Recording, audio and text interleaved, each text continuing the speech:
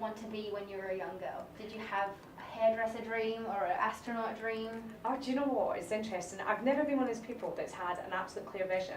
I went through a period of wanting to be a physiotherapist because I was a bit of a tomboy, so I thought that would be a way that as a female I could get into football. Okay, Sport Avenue. Yeah, Sport Avenue. That quickly went out the window. I'm not quite sure why. Do you have, or have you found, being a woman in business, there's been any challenges, or have you had any sort of things to come up against?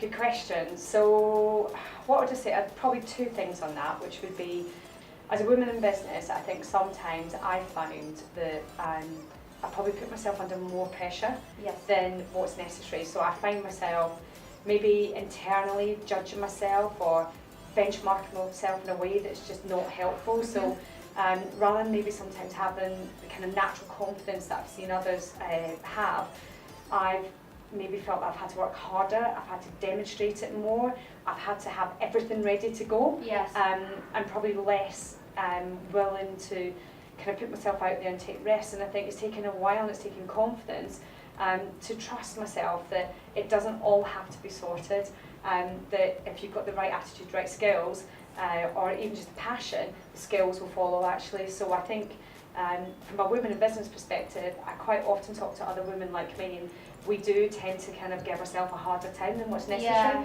So I kind of say, like, get out of your own head and just concentrate on what's going on around you, and have the confidence to do it. So that would be from a kind of women in business perspective. I think sometimes we hold ourselves back. The other bit is I think we are, I think probably more historically in an environment where you might find yourself in a kind of more male-dominated environment. I think that's radically shifting and changing all of the time.